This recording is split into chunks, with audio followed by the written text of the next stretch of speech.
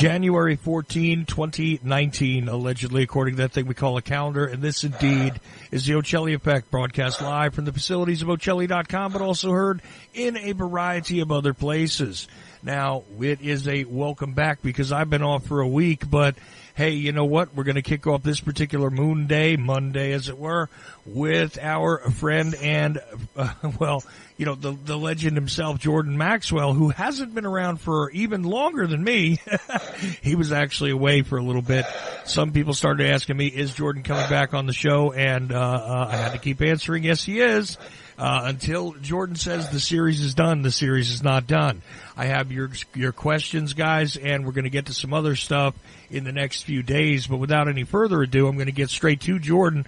Before I do that, though, I'm going to remind you to go to JordanMaxwellShow.com. Now, why is that? Because it is the only website that is Jordan Maxwell's website.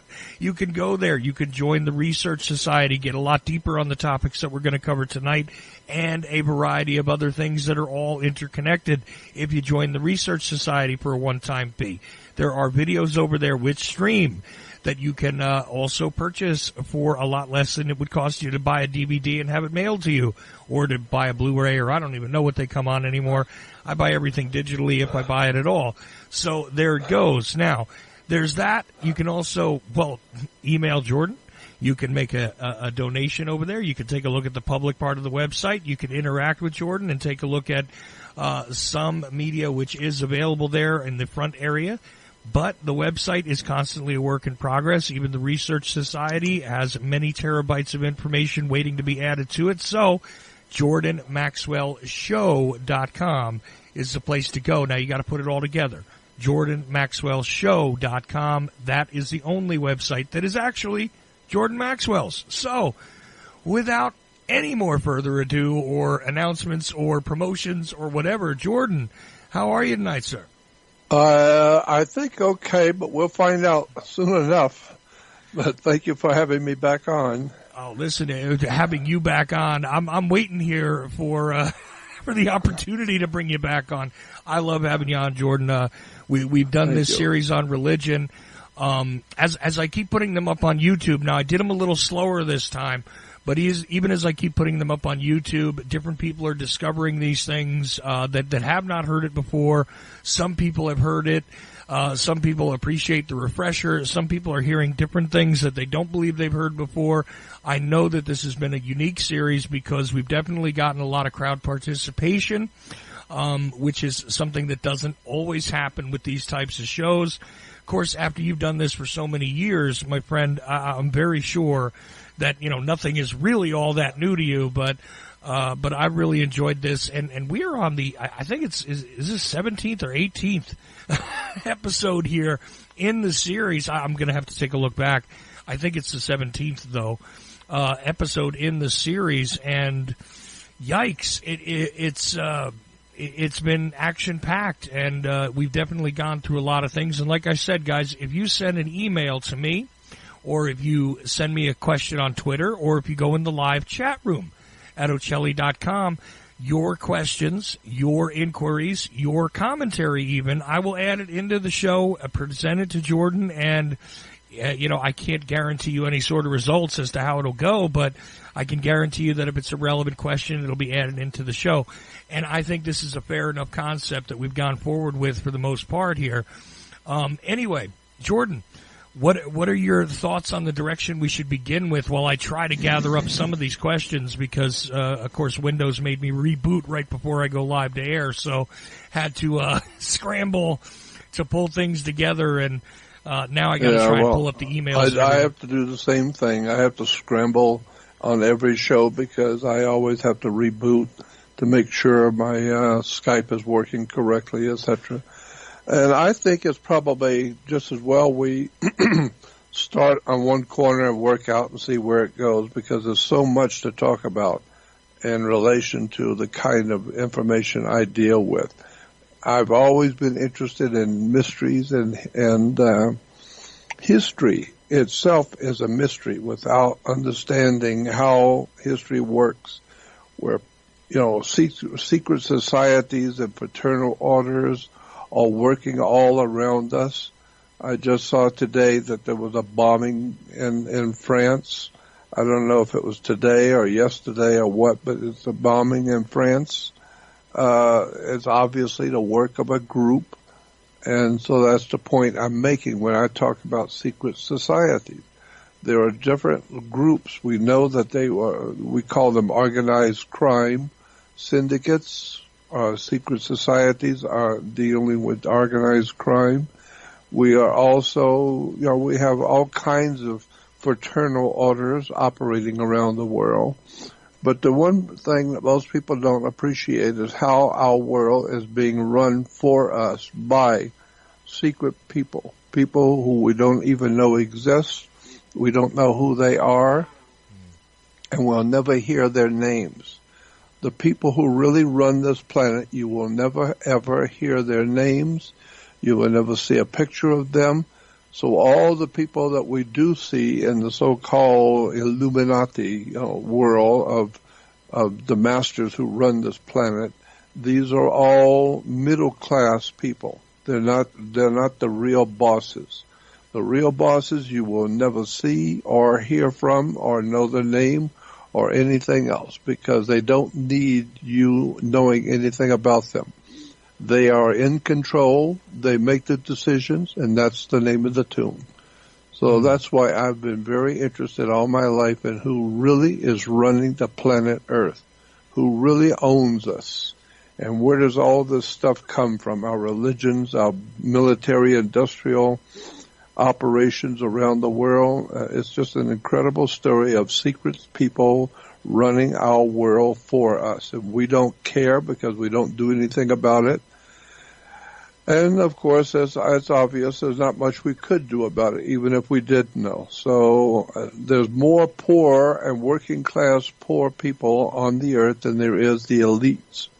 And if the poor people were to stay together and stand together, instead of trying to destroy each other, if we stood together, we would be a profoundly important force for good and for exposing what's going on. And so there's a lot of good people like yourself who are trying to help others to wake the world up to what's really going on. So that's what we're doing here. We're just trying to keep you awake and awaken you to the fact that the world is not what you think it is. Nothing operates the way you think it does. Well, and so that's what I've been trying to do. Oh, I know it. And let me interrupt you with something here, because this is a fascinating thing that keeps coming. Hang on just a second here. Let me adjust the microphone because it's giving me a little trouble. The issue comes up all the time. A lot of people say, well, listen, you guys talk about these things and you lay them out. And then when you talk about what it is we can do about it, it seems pretty hopeless. We're all doomed anyway. Why bother if we're all doomed? Now, here's the interesting kind of conversation I started to get into. And I want to know if you feel the same way that I do, that this is the best understanding that I can possibly put forward about it. And it is this. And also I have a key question I just dug up here, which somebody sent me some weeks ago, related to Hiram Abiff, by the way, and a few things connected to that. But before I get there, overall philosophy, whereas, listen, if there's nothing we can do about any of this, then why talk about it? Here's the reality of the situation, Jordan, and I want to see if you agree with what it is that I see. At any moment, in truth, there is a huge difference between what can be done and what will feasibly be done on the planet. For instance, there's absolutely no reason for anyone on this planet to suffer for lack of food, shelter, clothing, any resource. That's just broad strokes reality.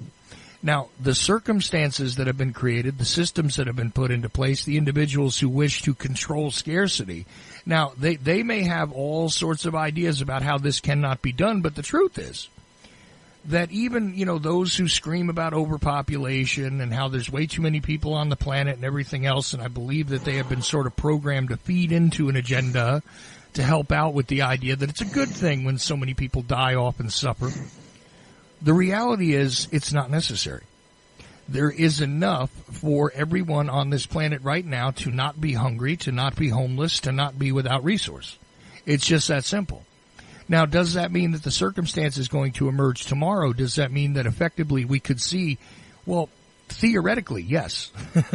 Theoretically, if we could all make an agreement to stop killing each other, if we could all theoretically make an agreement that distribution among everyone to be equal and all that kind of, that could happen. Now, I know some people are out there going, oh, you sound like a socialist, communist, whatever, ism. I'm not talking about isms. I'm not talking about anything other than hard facts. There's no reason that this could not be done except for these systems and these other isms which have been put into place. Now, does that mean it's going to happen? No. But could it be done? Yes. So here's the truth about what it is we can do about this system that is in place here.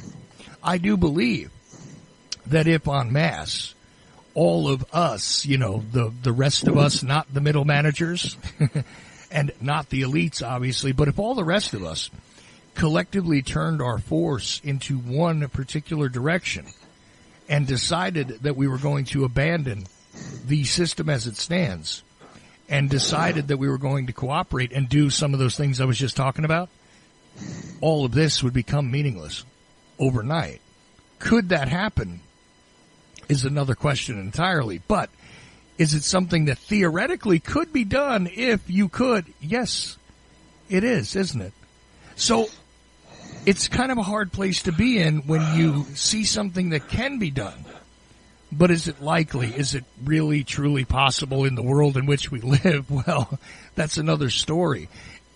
Is that one of those struggles you kind of have internally every now and then where you got to say, well, listen, I know that we can change all this overnight, but will it get done? Can it really, feasibly, realistically get done? Is that something that you go through as well? Yes. Yes, I have been concerned with that all my life because I know that there are things we could do as humans because we're all very, very powerful. Even the scriptures showed that. Even God saw that in the Bible. It said that it says God looked down from heaven upon the earth and saw that the thoughts of men are bad all the time, but that at the time when they were building the Tower of Babel, God said, if you leave mankind alone, there's nothing he can't do. And, he can do whatever he wants to do. And so you divide the language so that, he can't do what he wanted to do.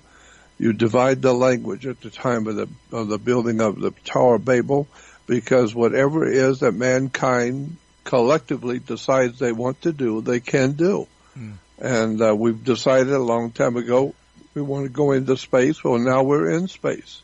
We're out there doing things that we are not even told. The people are not even being told what we are capable of doing and are doing right now in space. And so I think, yes, we could change the world.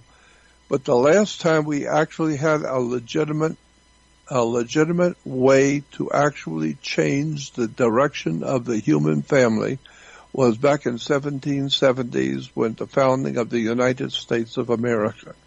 It was Thomas Paine, the guy who actually came up with the idea and promoted the idea of an American Revolution and come up with the idea of signing a Declaration of Independence and a Constitution. It was Thomas Paine who actually was the brain behind what we call the Great Awakening of the American Revolution to found the United States of America on the basis of law and reason and logic and intelligence. And he said, Thomas Paine wrote, that we now, in 1776, with the founding of the United States of America, he said, we now have the opportunity to completely restart the whole world over again. Because they realized that setting up a country that was based on the freedom of the individual and protecting of individual rights of individual people, that the freedom of mankind would explode all over the earth and it would change the whole destiny of the human race if we were allowed to be free. But this is precisely what the European royalty did not want. They're not interested in their slaves being free. And so that's why Martin Luther King was, one of his famous quotes was that slaves have never gone to their masters and asked for freedom. They don't do that. The only way you get freedom is you take it. You demand it. You demand your freedom, and you do something about it. And that's what happened in 1776. A lot of people decided they'd had enough of European royalty, with kings and queens riding around in golden chariots and flipping their cigarette butts on you and your children. And so they've decided they've had enough. And that's what Thomas Paine said. We have in our hands now the opportunity to start the whole world all over again, because they believed that there was a God who was divinely orchestrating the founding of the United States of America on the basis of human dignity and freedom. And it would have worked. It was on its way to working. People were flocking to this country from all over the world at the founding of this country. People were coming here and then spending whatever they could, whatever they had to get here, to be a part of the great American experiment. But the only problem is that the laws did not stick. What the founding fathers said they wanted and didn't want, the enemies of this country got around it. They went around the founding fathers. And therefore the same tyranny and the same criminal elements that were running all over Europe, and the criminality of Europe, and the elites who were running the show in Europe actually came to America. And the secret societies and the religious orders of Europe, they came to America knowing that you cannot let these people found their own country on freedom and liberty and do their own thing, because they're going to affect Europe, it's going to affect the whole world, and it's most likely going to affect all the royalty of the world. Royalty is above the world. And if you let the common working class people decide that they want to be free, you're going to have a serious problem between the millions and millions of working class people against the handful of the royal people who don't have to work. They let you work for them. And so the royalty of Europe realized that if you let these Americans do what they're doing, there's going to be trouble galore. You're going to have more problems than you could even imagine for the elites. So you cannot let these people do what they're talking about doing. You've got to stop them in their tracks. Well, as it turns out, the same people that were destroying the peoples and the human race of Europe and the rest of the world came here to America and got themselves set up, and they came over with money and power, political power and money, and moved into our little experiment we call America, and they started buying into our system and collectively buying into our world that we were building, and today now run America. So we didn't follow through. We knew who our enemies were. We fought them to even found this country.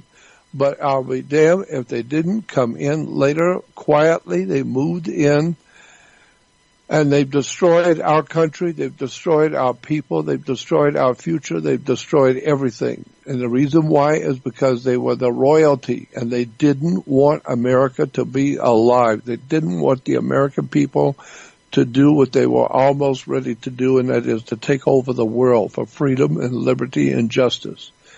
And so the founding fathers, most people don't know this, but the founding fathers of this country realized who the real, legitimate, bottom line enemies of America and human dignity and freedom are. And they said they would not allow, this was in the original founding of America, that there were two groups that the Founding Fathers did not want in this country. If you go back and look at the history of America, you will see there were two very large and powerful organizations that the Founding Fathers did not want to have anything to do with, and they did not want them in this country, and you couldn't have them in this country. And that was the Catholic Church. The Vatican was the single biggest enemy of freedom, dignity, and honor the world has ever known. It was a Roman system, a dirty and fascist Roman system of totalitarianism and fascism and slavery in Europe. It was the brains behind the wars, revolutions, the violence, the bloodshed of the world. The Vatican. The Vatican was the biggest criminal organization on the earth, and the Founding Fathers of America realized that, and they said that Catholic Church will not be allowed in this country, period. They want nothing to do with it. People can have their own religion, fine, but the Catholic Church as an organization cannot operate on American property, on American land. They did not want the Vatican having anything to do with this country. Why? Because they knew the Vatican is run by a man we call the Holy Father. And why is he holy? Because he represents the God. So he's a godfather. You understand what the terms mean. And so we allowed the Catholic Church to come into America a long time ago, and with it came the mafia, La Cosa Nostra, all the underworld organizations, which are all coming from the Catholic religion, and Southern and South America, Central America. And when America was being founded back east with New England, and of course when Rome moved into Britannia, the Roman Empire moved into Britannia, or the UK, the center of operation for Rome in England was York, England. York, England was the city where Rome officially run the United Kingdom. So Rome actually was dominating the United Kingdom, the UK. And the city where Rome operated from was called York, England. And so today we have something called New York. New York is the Empire State. It represents the Roman Empire. It's the Empire State in New York, the dirtiest, filthiest political underworld organization of organized crime the world has ever known. It is out of New York that the Communist Party has come. It's where the drug running and the drugging of Western civilization goes through New York, the international banking cartels, all of the pagan, filthy, and dirty religions coming out of the Roman Empire, the whole entire complex that we call the United States government today is a Roman fascist Jesuit system of tyranny, and people do not know, they have no idea in the world what is going on in religion on the earth today. All we know is that we just do what we're told to do, because when we're born, we're brought into a system, and we grew up in a system where we never questioned anything, we didn't know anything, and it's just as well we didn't question anything because the adults around us didn't know anything. So nobody can tell you. And the very few people who were wise and intelligent and wise and well informed who did know, they will be killed off. Slowly but surely they will be thrown into prisons and killed off by the conspirators who are trying to overthrow our great country.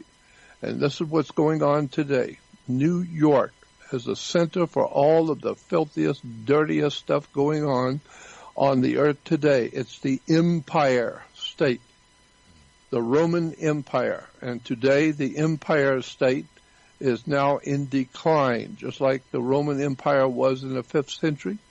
We are now, as America, in decline. We've lost our freedoms. We've lost our basis for operation. We've lost our industrial. We've lost intelligence. We've lost everything. We've just lost virtually everything that we built up and had going for us.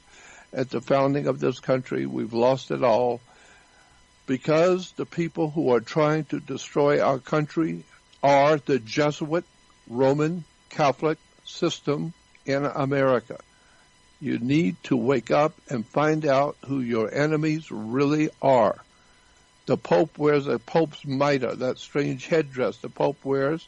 It represents a god named Dagon, D-A-G-O-N. Dagon was a Phoenician, Canaanite, old ancient god from the ancient world 4,000 or 5,000 years ago.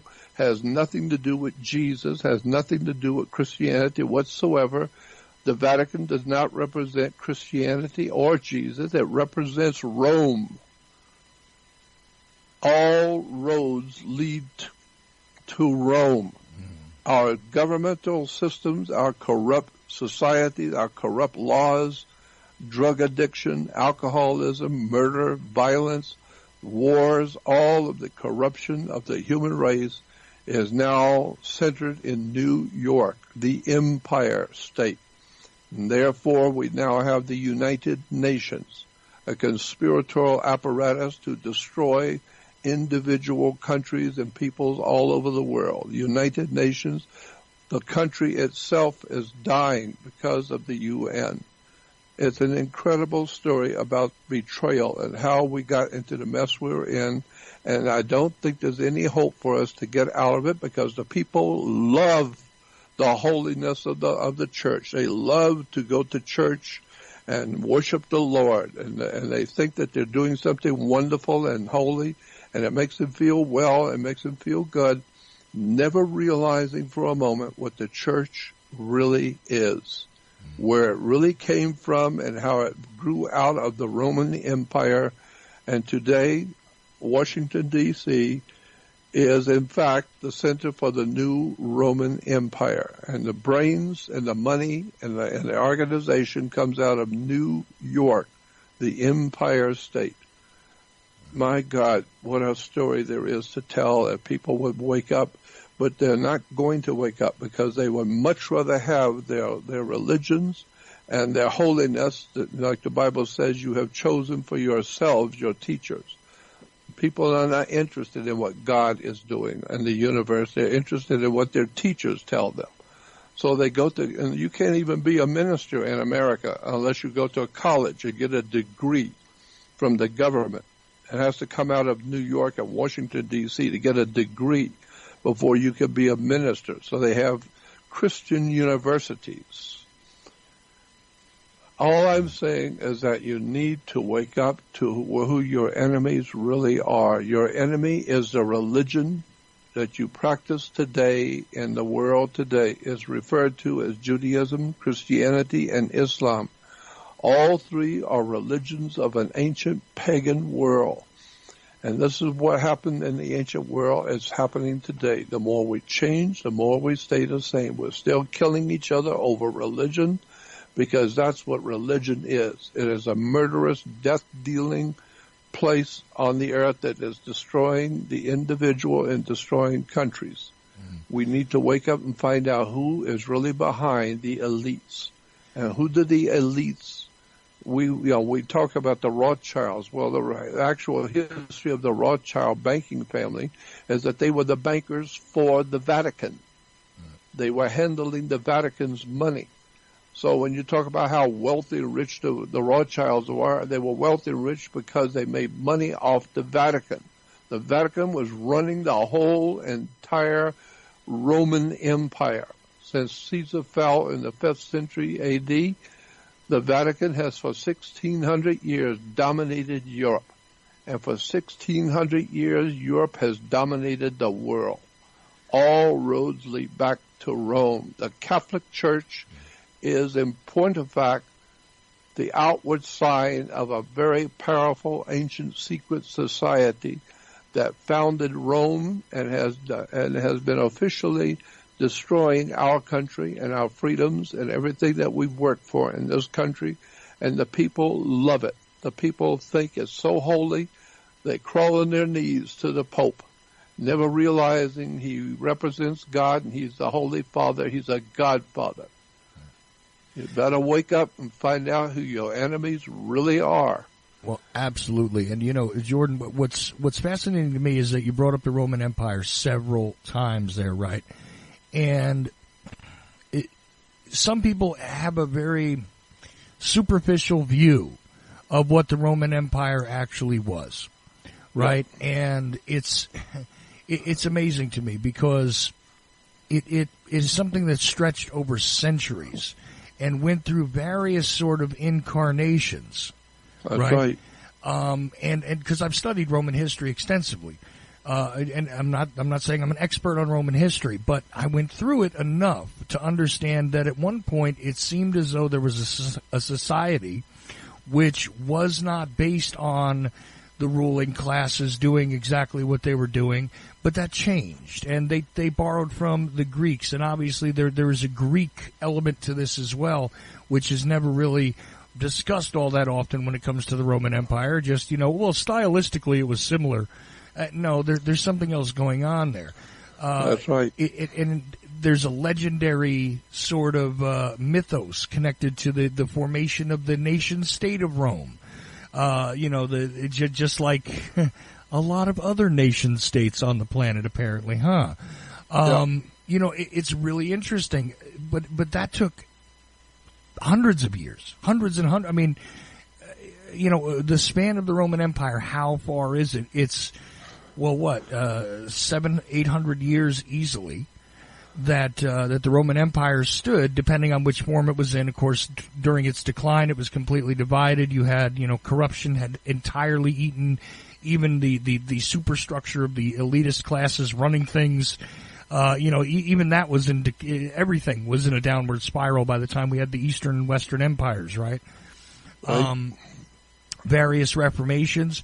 We've seen that happen to what we call the United States, but it's only been 200 and, less than 50 years, right? It's almost like, say, 1/3 or maybe even a quarter of the time of the Roman Empire's existence that the United States has gone from this mythical formation. And I'm not even stating that the history, because here's the problem with Roman history. It's very difficult to unpack because I think they've hidden a lot of it.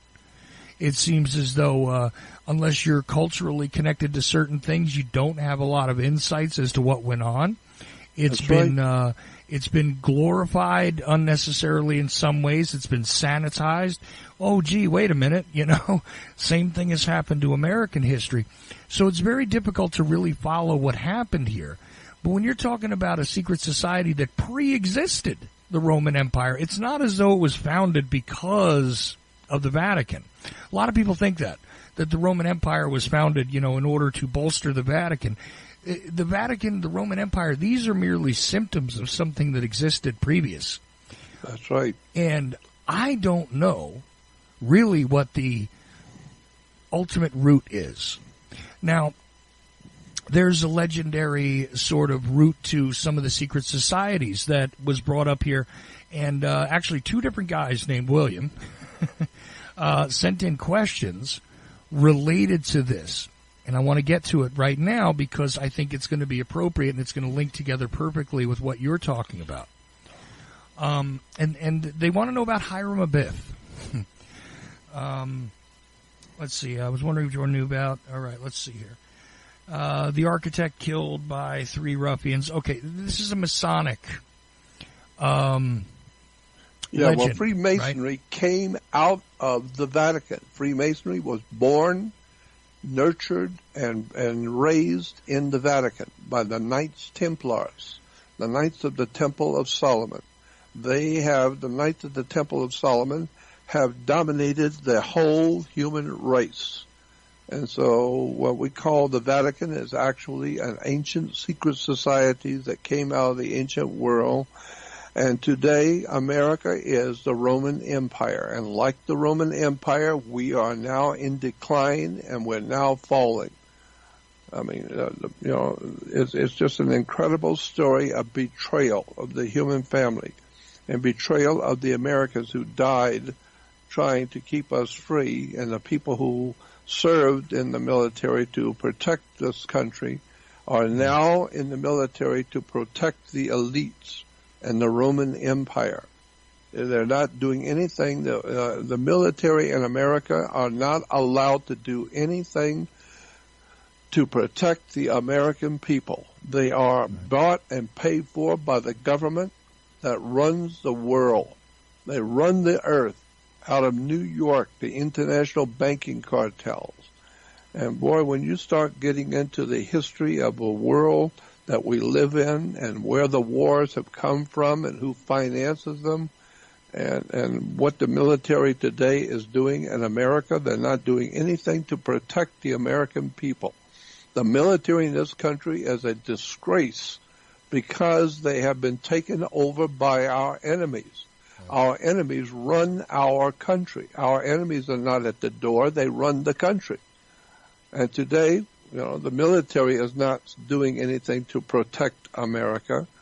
I mean, even when the president wants to send the military to do something to protect our borders, the whole democratic process, rant and raves, they want to kill the president, get rid of him. They don't want this country protected. The military is doing what they're told to do because they're bought and paid for. And this is why I'm just amazed at what we call the Joint Chiefs of Staff. Who are these guys we call the Joint Chiefs of Staff? The heads of the Army, the head of the Navy, the head of the Marines, the Joint Chiefs of Staff. They are the military head in this country. And what have they done to defend our republic? Zero, nothing. They're on the take. They're a scummy group. As far as I'm concerned, the Joint Chiefs of Staff represents treason in America. Where are the troops to protect the American people from the enemies of America?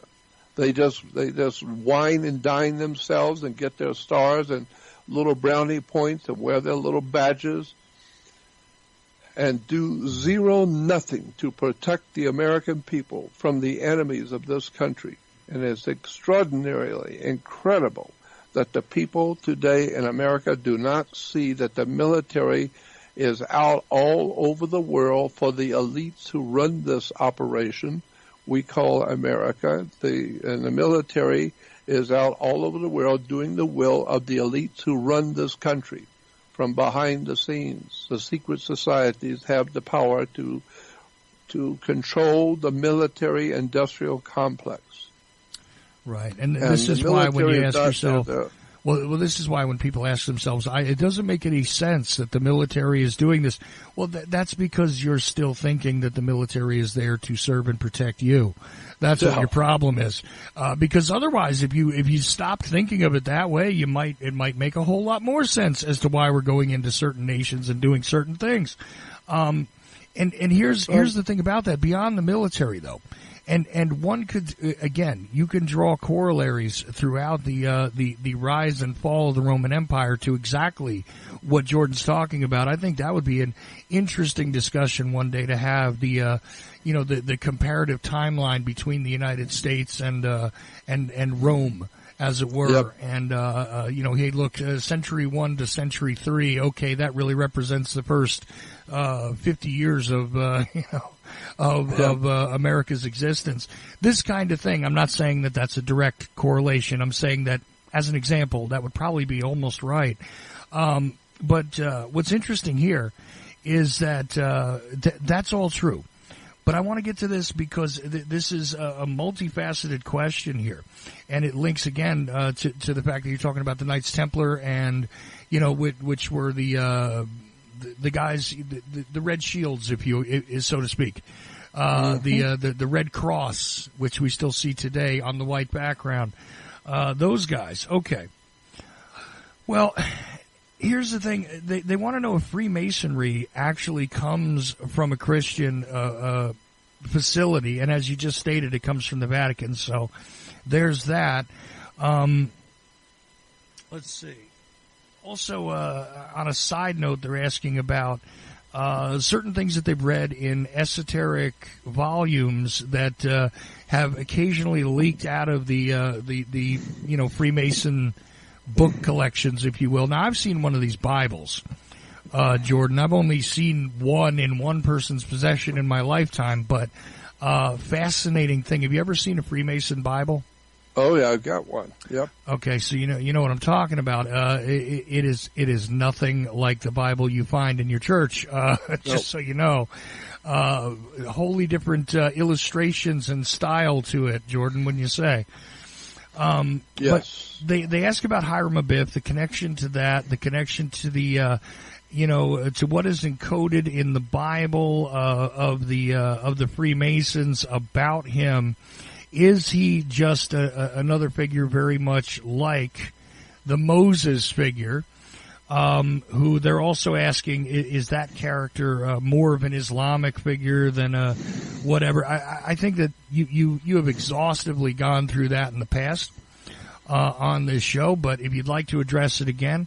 But what of the figure of Hiram Abiff? Do you figure that is yet again another made-up sort of character? Yeah, of course. It's just a made-up myth. It's just a made-up story, just like all the great stories of religion today are all just, as I've said before, they are stories. They are metaphors. They are symbolic metaphors, symbolic stories that are trying to tell you something. They're telling you something in secret.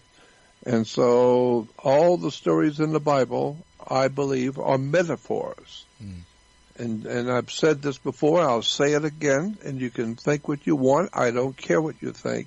It doesn't matter what you think. What matters is what is the actual history of the religious belief systems in America and in the world today. When you do some serious, intellectually honest research, you will find that 99% of all the stories in religions are nothing more than made-up metaphors. Mankind has come up with their own stories, and they put in these stories all kinds of so-called history which never happened. And today we are living by these same metaphors and symbolic stories that never happened. Today we have Jews all over Jerusalem and all over Israel going to what they call the Wailing Wall. And they are there at the Holy of Holies. The most holy place in all of Jerusalem is the Wailing Wall. Why? Because it's the wall of King Solomon. It's King Solomon's temple. Well, first of all, there was no King Solomon. And second of all, the wall that we call the Wailing Wall is a Roman fort. The Romans built that wall. It was part of a Roman fort called Fort Antonia. Go do some research and you'll find the Wailing Wall does not have anything at all to do with Judaism or Jews, period. That's why today the Jews are crying and calling out to God and praying and putting their prayers on the wall, never realizing it's a Roman wall, it's a Roman fort. Go back to your encyclopedia and do something really strange. Read a book about Fort Antonia. Right. Fort Antonia is a Wailing Wall of a Roman fort that has nothing to do with Judaism at all. And this is why, precisely why, the Jewish world is crawling on their knees to the Wailing Wall and crying out to God at the Wailing Wall, and nothing but bloodshed and war and violence. The more people pray, the worse our situation begins to grow. The worse we're getting every day with wars and drugs and conflicts all over the world, because the human race cannot wake itself up to realize that the religious institutions that we humans have put together are based on ancient, prehistoric, and ancient symbols and words and terms that have been given to us by the secret societies who have founded the Roman Empire. They've founded the Roman Church. They have founded Judaism. Mm-hmm. They have founded, these secret societies have actually founded the Islamic world. The whole story of Muhammad and the Islamic religion is nothing more than a very ancient, old pagan religion going back thousands of years before Muhammad and Islam ever existed. It's been known by people who teach these subjects in universities and colleges. But the people out on the street, they don't know. They've never been told. There was no King Solomon. So you couldn't have King Solomon's temple if there was no King Solomon. It never existed. Well, there was no King David. There was no King David. Right. And best part is that there was never, ever an ancient Israel.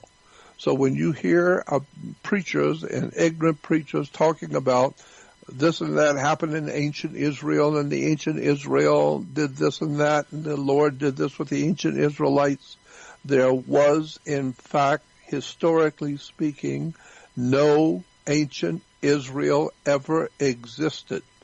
Period. End of sentence. And you need to wake up and find out that you have bought into a story that was not true, just as all the other religions have given you stories that are not true. You have something we call Christmas for Christianity, and we have churches and houses at Christmas who put Christmas lights on the trees and Christmas lights on the houses. But then the Jews also have a celebration at the same identical time at the winter solstice. They call it the Festival of Lights. The Festival of Lights for Jews. Well, isn't it interesting that the Festival of Lights is precisely what Christians do? They light up Christmas trees, they light up their houses, they light up their homes, they light up their businesses. It's a festival of lights. It has nothing to do with the Jewish religion. The Festival of Lights in Judaism is nothing but an ancient pagan celebration of the sun coming back and the sun dying in the winter in the south, going down to the southern hemisphere. The sun dies in the southern hemisphere, and then when it comes back to life in December 25th is when it moves one degree northward. They celebrate the sun is now born again. And therefore, there's a story about a man they called Jesus. He was referred to as God's Son. S-U-N, not S-O-N. God's Son, though he is the light of the world. Well, of course, the S-U-N is the light of the world. Christianity is the worship of the sun. And the Jewish religion is a potluck dinner. The whole of Judaism is a collection of all of the old ancient cults of the ancient prehistoric world, all rolled into one neat religion. It's called Judaism. It's actually the worship of the sun. It's actually the worship of the moon. It's the worship of the stars. It's the worship of Saturn. It's the worship of, it's filled with all kinds of ancient pagan religions, all molded into one called Judaism. And we look at Judaism as something very important. It's the actual basis for our religion. And Christianity goes back to the ancient Israel. Ancient Israel never existed. There was no King Solomon. There was no King David.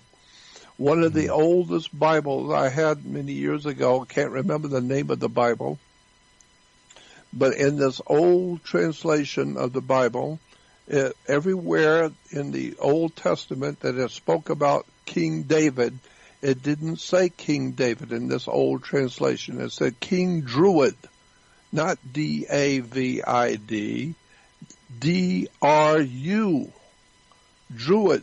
King Druid, not David, D-A-V. It was a Druidian. Druidian goes back to the worship of the sun and sun worship and the worship of the gods in India. Druidian, not David. And so Judaism and Christianity and Islam are all three based on Hindu. So if you want to worship the original God, go back to the Hindu temples and worship there, because that's what you're doing if you're a Jew or a Christian today. You're worshiping an old, ancient Hindu concept of the powers of the universe. It's extraordinarily stuff that's been hidden for years, and it is now, I believe, an idea whose time has come to tell the people the truth.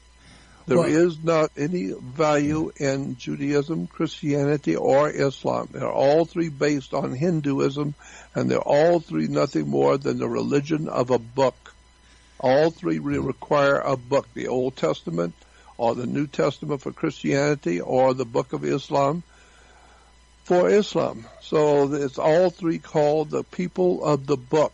They need to have a book to base their religion on, a book, if you can believe it. And they are now having wars all over the world with bloodshed. The whole of mankind is crawling around on their knees in the dark, killing each other, dying of ignorance and ill-informed stupidity because of a book. Right. The Jews have a book, and the Christians have a book, and Islam has a book. They're called the people of the book. You just need to do some homework. You need to go onto the web and look up ancient pagan religions and find all the things that you believe in your religion today came out of India, came out of Egypt, came out of the Middle East. What a story. It's about time that people wake up. I've been trying to tell people what's going on this earth, and I've tried to do it tactfully. I've tried to do it without hurting people's feelings or causing them any hurt by telling them the truth. But I'm telling you, there's nothing left now. We've just sold our souls to the devil. We've sold our souls. We've sold our country out. We've sold our children out. We've sold our morals and ethics. We've been sold out a long time ago. And the only hope for the human race is that we wake up and say, no more of this crap. No more of this old ancient bull.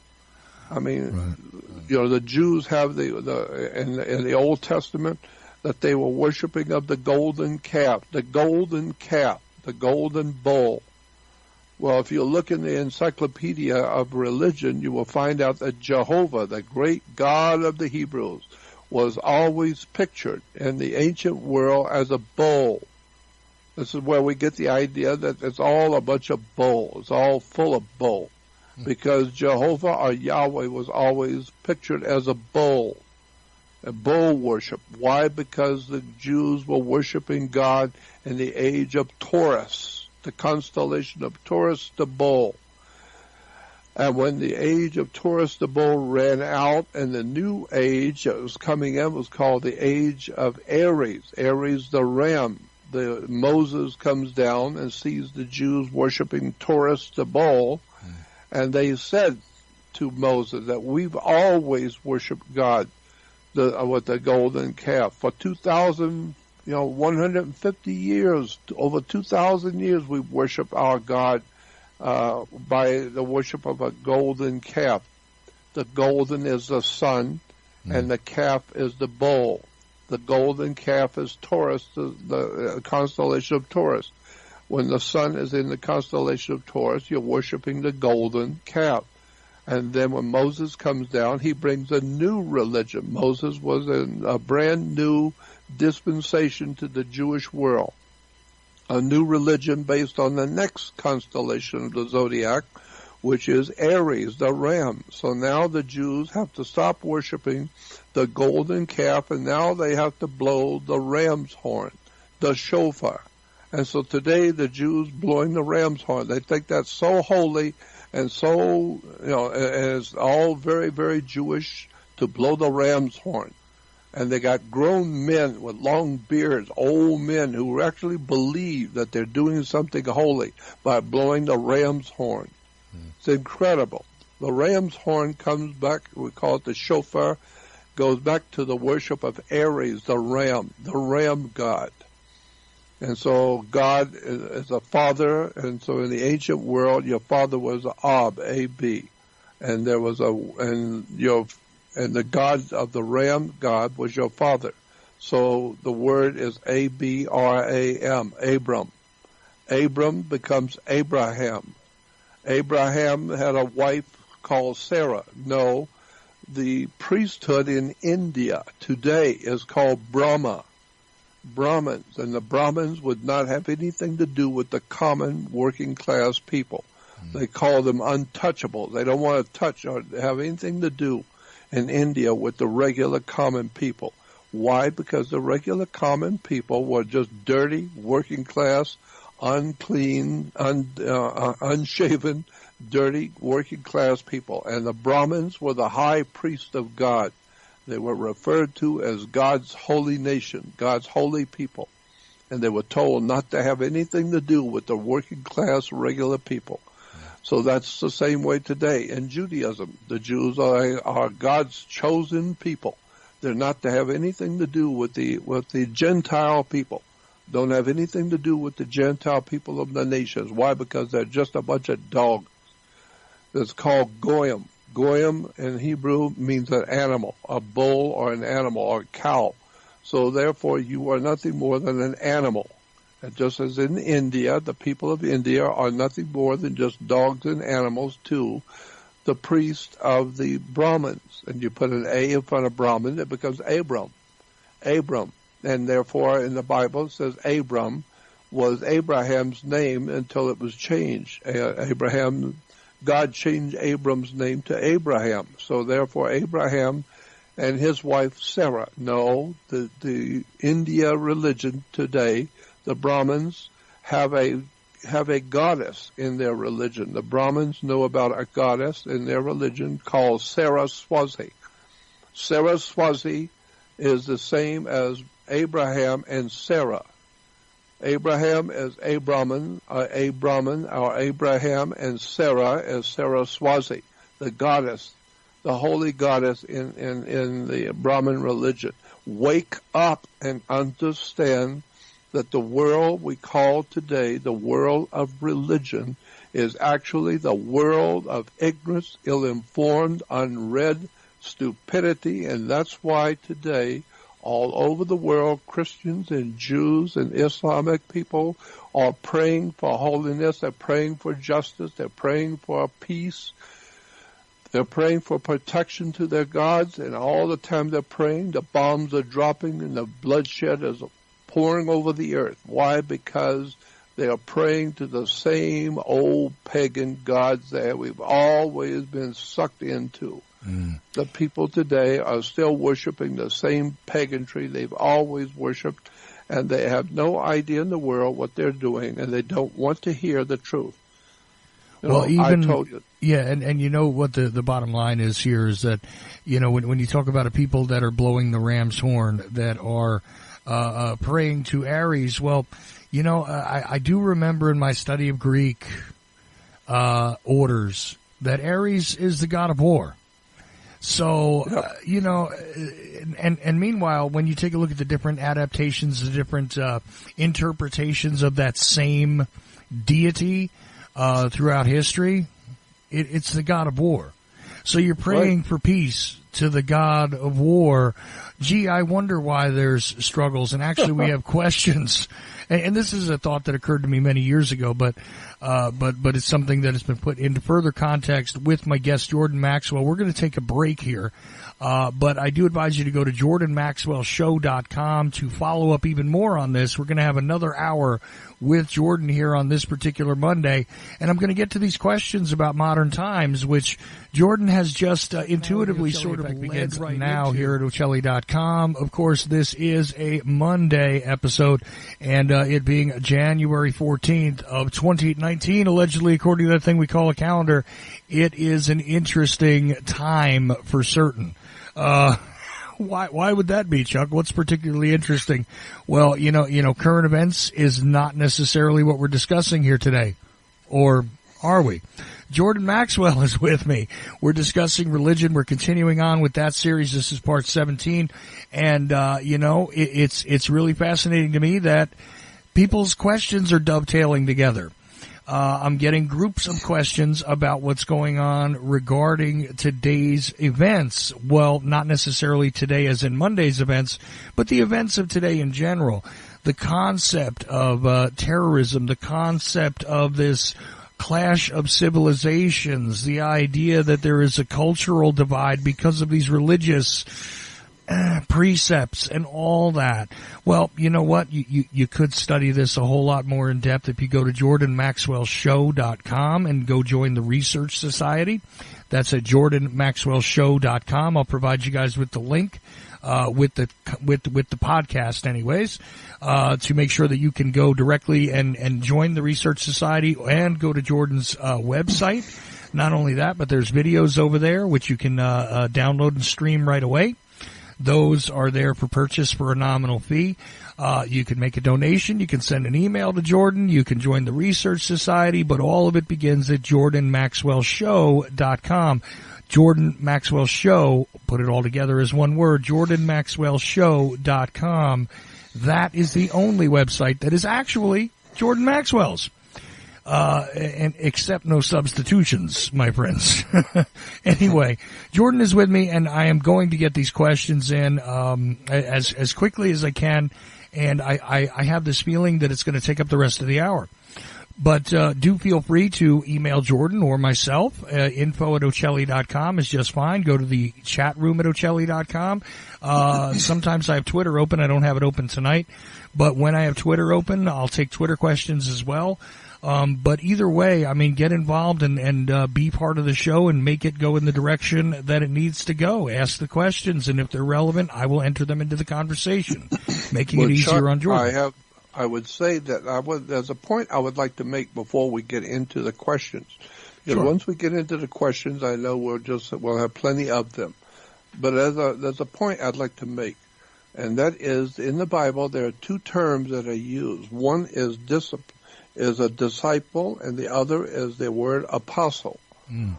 The word there's a big difference between a disciple and an apostle. A disciple is one who picks a teacher to be his master, and so he follows that particular person and what that man or woman is saying, and guides their life by what they're hearing from their teacher, so that they are listening to the disciple. The disciple is listening to a teacher. And so if you're a disciple, you've picked one person to be your teacher. But the word apostle in the Bible comes from a Greek word meaning one who is called out. One who is called out. As if you were, say, in the military, and you're standing on a rapt attention on the field with 100 other soldiers, and you're waiting for the general to come. And all of a sudden comes up the limo with the 5-star general, and he gets out, and everyone's standing in attention. And he walks around looking at the troops, and he picks you. He points at you and said, come here. And so he picks you out of the group and tells you, go over there and sit in the car. So therefore you have been picked by the general. Therefore, the word apostle means one who was picked, one who was called out of the world. But a disciple is one who picks the teacher. An apostle is the one who's picked by the teacher. The teacher picks the disciple. And so this is what is important for you to understand, that we are almost all people in religion are disciples. They're disciples of different religions. They're disciples of Billy Graham. They're disciples of this group or that group or this teacher or that teacher. But they're not following the Great Spirit. They're not following the Great Spirit. So what you need to understand, I have said this before on other broadcasts, I'll say it again, in order to understand apostle, it's as if you were a young man who was in the military. You joined the military or you're in the military, and the first day you are on the bus, you're going to a military base for the first day and the first time. And when you get off the bus on the military base, you tell the officer in charge, you tell him, look, since I'm going to be in the military, I need to go to Washington, D.C., I need to work with the Pentagon. And so he will then tell you, fine, and he will then have some other military guys come over and walk you off and take you out behind the building and then knock your teeth out and give you a couple of bloody black eyes. Why? Because You don't tell power where you're going. Power tells you. So that's the name of the tune in Christianity and in religion. You don't tell God anything. You don't tell anybody nothing. God calls you. So if you are a disciple, you have decided to pick somebody to listen to. And so you are disciplining yourself according to what you're hearing from that teacher. Right. That's why they call you a disciple. You're disciplining yourself to follow the teachings that you pick, the person you pick. But if you have in your spirit as an individual, you as an individual are spiritually very concerned about religion, about the history of religion, about the history of the world we live in, and where you came from and your children, where they're going and what's going to happen to the human family. If you're really concerned, then what you're doing is you're showing the spirit that you are very concerned, and they need to realize that your undying concern that you have for all these spiritual questions is being put into you by God. You are not picking God. God is picking you. Right. Because most people couldn't care less. They don't know nothing. They don't understand nothing, and they're not interested in nothing. They got their baseball games, their football games. They don't need God. They don't need to ask anything. And if they are interested, they'll pick who they're interested in. They'll be disciples. But if you're an apostle, it means God has picked you. You don't pick the teacher. The teacher picks you.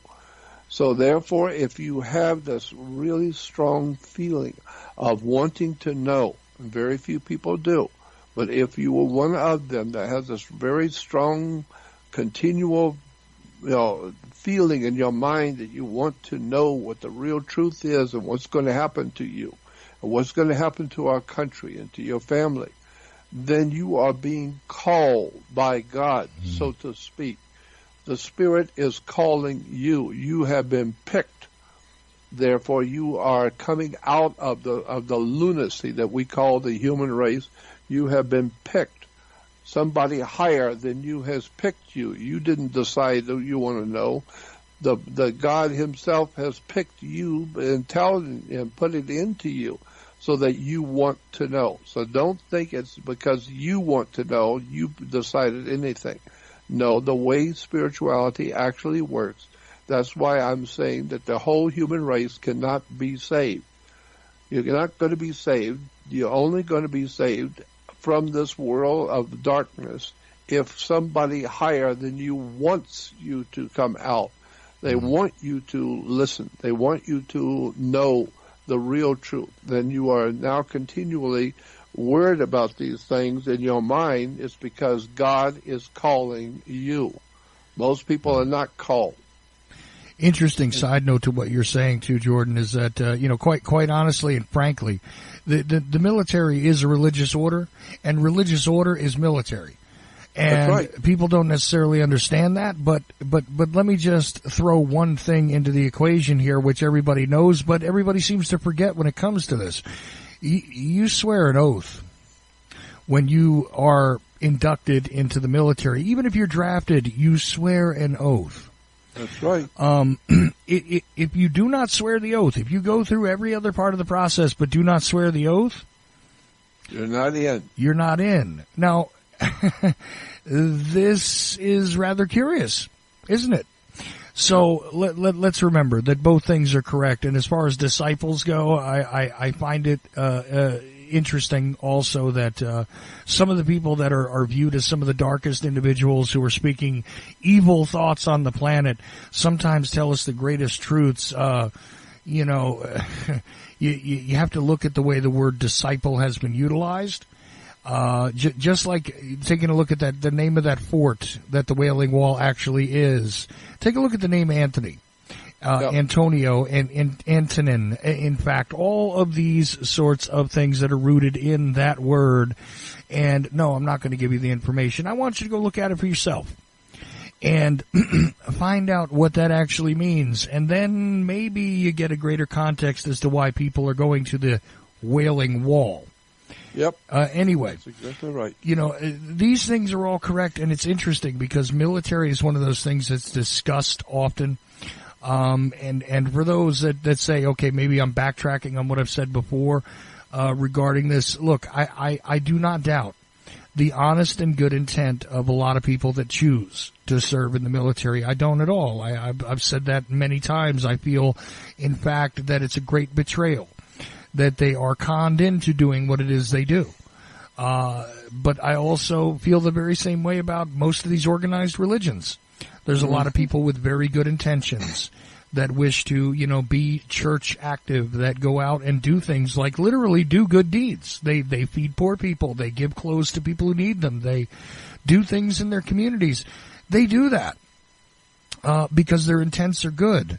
They do not know what they are really serving, just like the military people, because it's based on the same concept.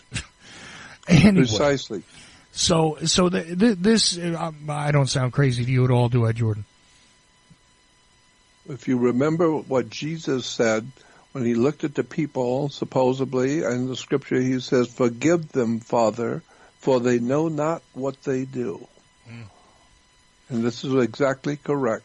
Forgive the people today in the churches because they know not what they do.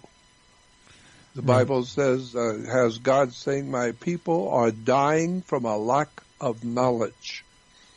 My people are dying. He doesn't say the Buddhists are dying from a lack of knowledge. The Hindus, no.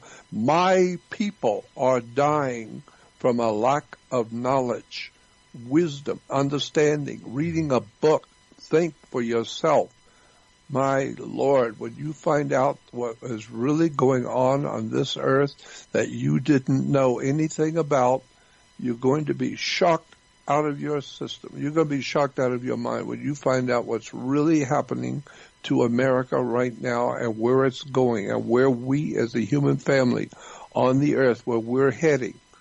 It's all been well planned a long time ago by very powerful secret societies who founded this country and who are now taking over our government. They've taken over our systems, our institutions, our education, banking. All of our institutions that we use to guide our society are now in the hands of people who want to destroy this country. They want to destroy you as an American, in America, period. Why? Because you've made a lot of enemies all over the world. Why? Because you are free and you have become wealthy and you have become powerful. And why? Because you've had the freedom and liberty and justice to do just that. But the people of the world see you becoming very powerful and very wealthy, and they don't like it. And the elites, what we call the elites, do not want you to be free at all. The Rockefellers, the Rothschilds, and all the other international banking elites all working for one thing, to promote your destruction. We don't have national leaders. We have misleaders, people who are planning your demise as they are taking your votes and smiling and waving at you. And at night while you're asleep, they are having their secret meetings about what they're going to do to rape you and steal from you and kill you and murder your children. And they're going to start wars and promoting violence all over the world. And the same South American and Central American countries, which we refer to as Catholic, which are dominated by the Vatican, are also the drug runners, the people who are raising all the drugs to be sold into America, to drug America. You want to drug your victims before you rape them. So we're being drugged by the countries in South and Central America and Mexico, which we know are dominated by the Catholic Church. Well, make no mistake, there is no institution in this hemisphere which is not corrupted It doesn't matter what it is. The legal system, sure. The government, absolutely. The medical system, truly. All of the corporate facilities which are there to do whatever it is they say they're there to do. Notice everything has a toxic element to it that just seems to be there, almost perfectly, lined up with all these other institutions to make sure that there is nothing which is entirely clean or helpful. Everything has a very serious price attached to it. Sure, we'll give you cheap food, but it's going to kill you. Sure, we'll give you, medicine in some ways, but even if you can afford it, it's probably going to kill you too, because half the time we don't really care what it does to anybody because it's there to make money. The military needs to make its money regardless of whether there is a just reason to defend ourselves or not. So on and so on and so on. And this is the way it was done, not by accident, not over time, simply because people are lazy, but because this was the design. That's right. It was designed to do that. It was designed to be who we are today. Absolutely. And what's interesting here is again, these questions, and I'm going to tie them all together. Art and a couple of other individuals have asked about basically the scriptures and modern times. Now, there's a lot of people out there, especially these, and why did I just chortle at the thought for a moment? Because I just ran a very quick little slideshow in my head of various televangelists, really quickly there, and I just, I smirk and I chuckle at them because, they're ridiculous human beings, the majority of them. Oh, God, yes. So I was thinking to myself of people like, Hagee and, guys from the past like Swaggart, who I used to find rather entertaining. But, Jim Baker, even Billy Graham. All of these guys, these major league preachers, right? They always tell you about how, and the Jehovah's Witnesses, they'll knock on your door if they can find you and they're not afraid of you. They don't come to my door anymore, Jordan. But, they learned. But the thing is, there are people at all times coming to you and telling you that this is the end of days. It has been foretold in the scriptures. They often point to the book of Revelations. They talk about all of these different areas in the Bible that are about death and destruction and the coming apocalypse, so on and so on and so on, which, by the way, not a story which originated in the Bible, just so you know. That's right. But here's the thing. Do we see something in the scriptures? Because these were not written just as a fanciful story. Do we see something in the scriptures that appears to be a really good descriptor for what we see related to the church, the corrupt power struggles, the giant nation, which is the United States? We are the empire of the world because we are in almost every country with our military presence in one way or another, et cetera, et cetera. What do you know of references that you could give to people where it is described in scriptures, this particular time period and, the time leading up to it and all of that? Like I said, most people will tell you about Revelations or, if you're Hagee, you got your Israeli and American flag together and you think you're doing a great patriotic service. But anyway, let's put those guys aside. Is there something that you would point people to that describes what we're watching unfold on the planet today? Yes. Something very important, yes. If you go on my website, jordanmaxwellshow.com, you will see an advertisement, a little banner, saying that you can join my Research Society website. Join my research website, and you will find all kinds of documents, incredible pictures showing you all of the profound lies and deception and things that you've been told that were not true. I've been doing this for almost 60 years now. I've been trying to wake the people of this world up to what's actually going on, and I've paid a terrible price for it. I'm now close to 80 years old, broke with nothing. I'm trying desperately to do what I do before I leave this world, because I believe that it was given to me to try and wake up the people around the world to what's actually, in fact, happening to the human family. where we've come from, where we are now, and where we're going. And if you go on my research website and you join it, there are two places that I think you need to go to first. One is one of the divisions of my research society. You will find I have divided all of the different subjects into different folders, and you check the folder you're interested in and click on it, and it will open up a world of research to you on that subject. And so if you join my research society, first of all, go to the audio video folder. And when you open it up, the very first lecture you will hear is a 2.5-hour lecture that was done back in 1966. 1966, almost what? I don't even know how long ago that would be. Over 50 years ago. In 1966, there was a man who recorded a 2.5-hour lecture.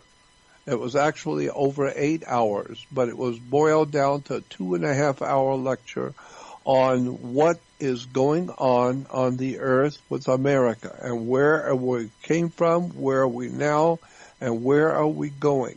It was the most devastating thing I have ever heard. It changed my life. I was absolutely struck by this lecture. It was the most extraordinary unfolding of knowledge and wisdom I have never heard before about who we are, what's going on with this country, and where is it going. It changed my life instantly. It just shocked me. And it started me because I was already talking about secret societies and giving lectures as far back as 1960 and 61 on the ancient cults and the ancient religions of the world. And I knew that the world I lived in was corrupt through and through, but I had never heard this particular lecture. And so if you go on my website, Jordan Maxwell Show, and you will see an advertisement for my research website, join it, and go to the audio video, which is the very first one, I think. And when you open it up, the first one will be a lecture, 2.5 hours. It's on the web. And so I finally got it put on the web. And now you can go and listen to what I heard some 50 years ago, over 50 years ago, well over 50 years ago, almost 60 years ago, 1966. And it's an incredible story about how the world you live in actually works. And it will blow your mind, I guarantee you, if you are intellectually honest and if you're educated enough to handle the real truth, which most people aren't. They will hear it and don't know they don't have the faintest idea what they're hearing, and it just sounds crazy. But if you're intellectually honest and educated, listen to that audio lecture on my website, on my research website, and it will absolutely blow you away. This man, as far back as 1966, many years ago, already knew where we were going and what was going to happen, and it's exactly what's happening today. And he tells you who's doing it and how they're doing it and why and who's financing it and where it's going. And it's an extraordinary education right there on my research website. And then while you're on my research website, you might want to go to another folder. It says it's called important, what do they call it? Important lectures or interesting articles. That's the name of it. Interesting articles. Right. And on interesting articles, I have 2 or 3 major articles right up in the front, which will absolutely blow you away. Things you have never heard before that were documented from the Washington, D.C. documents that will extraordinarily, just blow you away, that you've never heard before. I have taken the last 60 years of my life looking for all of the dark secrets of government, religion, finance, banking, and where this world has come from and what is it doing now, and it's all there on my research website. If you really want to know the truth, if you really want to hear the real stuff, something I'm telling you that is so extraordinary, you need to go on my website and join my research website and listen to the first audio on the audio video folder. There are also, I want to say, 2 videos I have that are being streamed on my website. If you go to Jordan Maxwell Show, you will see on the right-hand side of the home page 2 videos that are being streamed. They are separate from my Research Society. You don't get those on the Research Society. They are separate, and you can watch them, but on the Research Society there is a audio-video place, and you listen to the first audio, listen to maybe all of them. All of these different audios on my audio-video page are extraordinary stuff. Right. There is an amazing array of stuff there. And also the other folders, by the way, under because I'm looking at them right now, because I'm in there, by the way, guys. Yeah, I actually am part of the Jordan Maxwell Research Society, and you guys might really want to consider that if you haven't done it already, because the other folders here are called, let's see, Bits of History, Did You Know? God's Holy Word, Have you ever wondered? Now, these sound like fanciful sort of titles. They're not. When you go in, it's some really interesting stuff. Even the graphic on the page describing something very interesting about your computer is fascinating, honestly. But you got highly recommended materials. Let's see. Well, you got artwork from you as well, but also there's pictures with a message, quotes of importance, and there's different things about religion, different things about history, different things about government. Some of it is, like you say, you got the audio-video section, but there's a lot of visual elements here where you've got images, you've got articles, you've got references. Matter of fact, I think there's even a couple of just whole books in here. I put some of my books in there for free. Yeah, that are here for free. So, I mean, automatically you've got some books. You've got this audio-video section. And, like you said, there's this other section with the 2 videos that are streaming right now. And you're going to add more as well, right? Yeah, absolutely. We want to add as much as we can. I'm going to be adding, but just understand that the 2 videos you see on my homepage are separate from the Research Society. Right. The Research Society is cram-filled with all kinds of research material, and I only have one webmaster, and he only has 8 hours a day, and there's only so much you can do in a day's time, and so he's got huge amounts of material to put on my website, on that research website for me. I don't do any of it. I have a webmaster. I have to pay him to do it. But he's putting on all of my research stuff from over the years. He's trying to put it on little by little. It's all coming on, and one day soon it's going to be monstrous. It's already huge. It's going to be monstrous soon. And it's got really interesting stuff, especially if you're religious. Go on the religious symbolism. Well, I don't remember what the name of that folder was, but it's in there. It's on religion, and it's all the stories you've been told about the Bible and been told about religion, where they really came from, and the pictures what the real story is, and where it really came from. Well, there's two sections that actually touch on that, which is hidden stuff in religion. First of all, shows you part of that. That's it. And that's it. Hidden stuff in religion. And there's also pictures with a message. Yeah. Which, again, I think both folders actually touch on that, where you get different things about hidden symbolism. And like I said, it's just at the beginning of the page. There's a little graphic there that explains something about your computer. And I'm not going to tell you what it is, but it's rather fascinating. Yep, it sure is. So anyway, like I said, there is just immense information here. And yeah, the last folder, by the way, I said, I know there's a couple of books in here. The last folder is free ebooks. There's a ton of them there. So anyway, it is what it is. I'm just saying that this is one of the things that I'm looking at the page right now because I'm a member. So there you go, guys. I definitely would suggest it. But anyway, but that lecture at the very top there from over 52 years ago now is says it better than you'd be able to capsulize it here as far as what's going on and where to look exactly in the scriptures and stuff, huh? It is the most incredible lecture I have ever heard, and even today, after hearing it for over 50 years, I still say, when I listen to it today, it's mind-boggling. It's the most incredible expose on how this world really works. What's really actually, in fact, going on if you can handle it.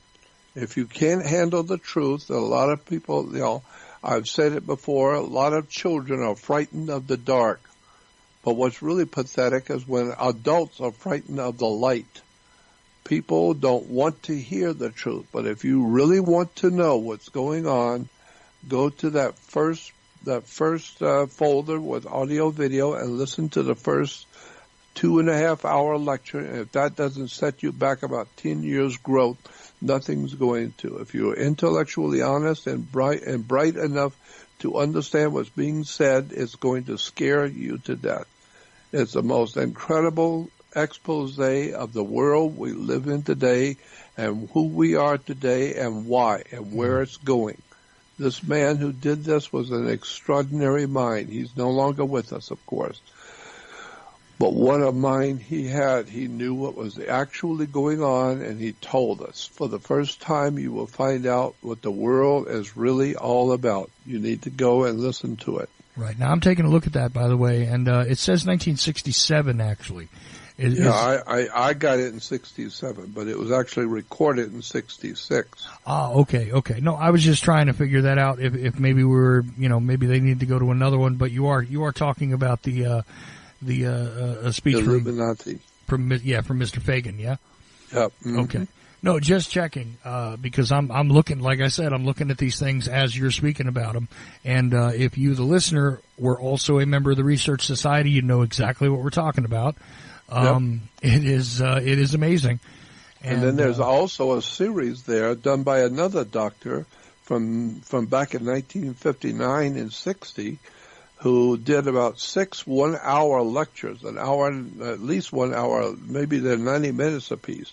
There's about 6 or 7 90-minute lectures done by a professor from Wayne State University explaining the world you live in.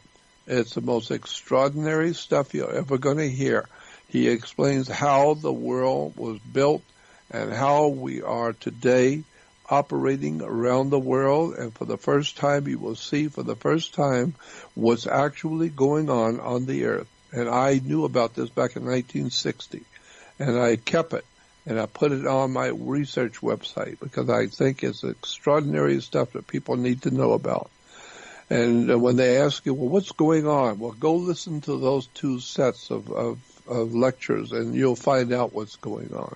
It's all on my Research Society, and I want to thank you for giving me a time to plug it because I'm putting all of my research onto that website because I know I'm not going to be here much longer. And I know that the world is dying in the darkness that they're in, and I want to enlighten my fellow man, the people who want to know. If you really want to know, and if the Spirit is guiding you and calling you, that you should know about what's happening to the world you live in, what's going to happen to you, you need to go back and listen to these 2 series of lectures. Really quickly, I just wanted to let you know that somebody in the chat room says that they're joining the Research Society now because they want to go and hear that lecture. I've also got another individual who's asking a interesting question that I think we might have covered before, but just really quickly, I want to throw it at you because, as I said, anything that's relevant, I will put it into play. Yep. Here we go. Did Jordan consult the folks that made Zeitgeist, or did they exploit his work? Question. They exploited my work, but on another major radio show many years ago, you would know it if I told you the name of the show. as a major radio show. The producer, his name was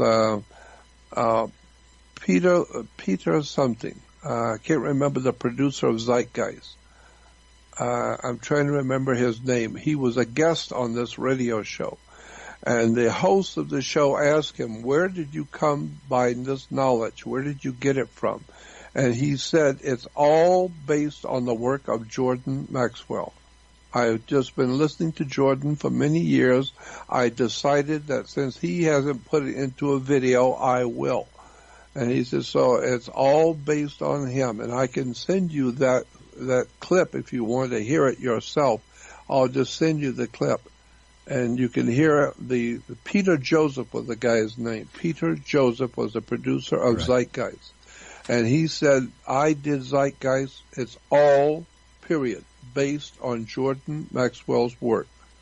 He was the one that incited me to do this. After hearing him for so many years, I decided since he hasn't done anything with this work on a video, I will. I took all of his work and put it into a video called Zeitgeist. So I was, in fact, the reason for the video being made to start with, according to the producer. There are other people who tried to copy me that are on there, and well, in fact, they even use clips of you in the movie. Yeah. Mm. And it was really an extraordinary event. I didn't know anything about this movie. I didn't know anything about Zeitgeist. He just used my voice from different radio shows that I have done. The Peter Joseph, the producer, used my voice and my talking about different subjects, and then created Zeitgeist, which was heard by, I don't know, over 100 million people around the world. And it also, incidentally, whether you know it or not, Zeitgeist, the movie, also gave birth to a political party called the Zeitgeist Party. Around the world, I think it was 37 different countries, there is a Zeitgeist political movement. And universities and colleges and schools, it's called the Zeitgeist movement, based on Jordan Maxwell's work. Well, and also what piggybacked onto that is the Venus Project, which right. which again is interesting work when you talk about Jacques Fresco and his concepts, but that is in the later incarnations of Zeitgeist. All of the bedrock material is really you, but then they sort of offer Fresco as a solution to a lot of the things that are illing the planet, Yeah, and I didn't have anything to do with Zeitgeist 2 or 3 or anything else, but I was the light on the Zeitgeist movie, the first one. The producer said I did it all based on Jordan Maxwell, period. Yeah, but still throughout those other movies, quite honestly, until you get to the fourth one, you're still present in the material. I mean, it's just... I didn't even know that, because I didn't even know about Zeitgeist, much less what else is on. Yeah, I'm just, well, you know what it is? I became rather enamored with this stuff when it was handed out, because there was this encouragement to hand out those DVDs for free years ago. Yeah. Which someone handed me one. I created some copies. I handed them along, and this is, before YouTube was a big enough thing. People were doing this. And, right. Quite honestly, I got to see you before I knew who you were. Well, lots of people did. Yeah, a lot of people saw Zeitgeist, which the word Zeitgeist is a German word, which means the spirit of the times. Right. Zeitgeist means the spirit of the times in which you're living. Well, my God, if you want to talk about the spirit of the times in which we're living, you're talking about chaos, lies, deception, misunderstandings, purposeful darkness, to keep the people in the dark about what's going on, the real lies and the destruction of the human family. That is the spirit of the times in which we're living. Mm-hmm. And I've wanted to be able to start myself. I'd like to, what I really would like to be able to do, which I know I could do if I had help, I would like to reform religion I would like to start a new understanding of the ancient world of religion, where the religions of this world have come from, and get back to the original. Go back to the old, ancient, original religion, which was called the sacred science. The sacred science or astrotheology. I'd like to reform religion. Open up the world to the real truth of where Judaism has come from, where Islam has come from, and where Christianity is based on. Go back to the old way. And that's another interesting point. Christianity was referred to in the Roman Empire. Christians themselves were referred to. They don't know this. But in the Roman Empire, Christians were referred to as atheists. Christians were the first atheists in the Roman Empire. Why? Because they would not worship the Roman gods. And so the Romans said, if you won't worship our gods, you must be crazy. Because they are the only gods in the whole universe, is the Roman gods. And if you don't worship the Roman gods, then you are obviously an atheist. You're crazy because you don't worship our gods. Well, today is the same thing. Today, people have all kinds of words and names for people like me who are not accepting the world that we live in and not accepting the religious situation that we've been given, because religions around the world are corporations. They're business. This is why all the churches are in denominations. Denominations like 10s and 20s and 50s. Churches are divided into denominations because they are a business. They are corporations. It's an extraordinary fact of the world you live in. I've been doing this kind of research all my life. And what I finally end up with today, after doing this for some 60 years, is broke with nothing, owning nothing, and have paid a terrible price because I've lost my family, I've lost my friends, I've lost almost everything I ever did, I almost ever had, because it's a very dark road when you go into the darkness of the human race, where we really come from, what the real truth is. And this is what I have always wanted to do, is try and bring light into a very dark world that I live. So that's what I try and do. I try and help people to wake up to the real facts of history. It's an extraordinary world we live in, and it's a very dark place. You know what's funny, Jordan? I just forwarded you an email, which you might want to look at later, but you sort of intuitively answered one of the questions that came in while you were speaking. So I just wanted to let you see that in real time. It came from somebody who identifies themselves as Russell in Mississippi. Now I don't know, but it's really fascinating. Take a look at the timestamp on that. You literally transitioned exactly from one topic to the next and sort of answered the tail end of his email there. There's some praise in there and a few other things about the presentation, and he was hoping to get in for the live show. Well, you did, Russell, just to let you know. But it's really fascinating, because what can we do about this? Can we get back to the legitimate relationship between, I hate to use this word, but the divine and ourselves? Can we actually accomplish that? Is that something?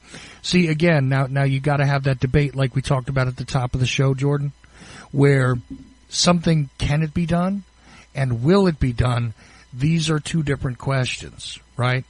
Can we solve all of these painful things that are destroying, murdering, absolutely causing, the deaths of thousands of children and other people that are seemingly completely innocent on the planet on a daily basis, that are being devastated by the systematic, the systematic decimation of the human family? Could we stop it all tomorrow? Yes.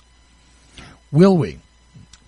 Well, I don't think so. I don't think that we have the ability. We as humans do not have the wherewithal to change the world, because we don't have the power to change. Why do we not have the power to change anything? We don't have the power to change anything. Why? Because knowledge is power. Without knowledge, you cannot change anything. You may have a Rolls Royce, and if it's not running, you need to get someone who understands Rolls Royces, who actually knows what's going on to fix it. And so you can't go to the same people who have caused the trouble we are in today and ask them to help us get out of the trouble. They are the enemies of the human family. They are the religionists. They open up the churches and the religions, and they all are in bed with the government. They all are being fed by the Federal Reserve and the banking institutions. And when you see how the whole world works, which, like I said, if you go on the web and go to my website and just listen to the lectures, you will hear how this whole world has been put together a long time ago by the Knights Templars, by the religious orders, by what we call today the CIA in America is actually a Masonic Catholic Vatican order operating in America today. So CIA, I say, should not be Central Intelligence Agency. It should be the Catholic Intelligence Agency. Why? Because the CIA was founded by a group called the Knights of Malta. Knights of Malta, which was an incredibly powerful secret society operating in Europe under the Vatican, under the Pope. And they are still today very powerful today, and some of the most important criminals and Nazi officers in the SS and the Gestapo under Adolf Hitler were members of the Knights of Malta. And they came over here after the Second World War, and they set up something that they call these Nazis and criminals under the Vatican. They came over to America. We allowed them in. And they came over and they set up something called the CIA, the Central Intelligence Agency, as a Knights of Malta Masonic order that's running our country from behind the scenes for the Vatican. Wake up and get a life. The Vatican is the CIA in America today. CIA works for a lot of things, though, Jordan. You know, it's the cocaine importation agency as well. Okay. That's right. You know, it works across the board. There's lots of different uses for those three letters. But, you know, believe it or not, we're running very low on time. And I want to take this moment again to remind people that there is only one website that is Jordan Maxwell's. There's only one place that you can get directly the research information. That would be the Research Society, which you can find at Jordan Maxwell's website. And there's only one place you can get videos straight from the man himself. That is all at jordanmaxwellshow.com. Okay. And you got to put it all together. It has to be all one word, jordanmaxwellshow.com. If you go there, you will find that there's a public area, sure, and absolutely feel free to email Jordan. Jordan loves to hear your thoughts, especially about presentations like this, your questions, not just for the purposes of this show, but more than happy to answer them on this show.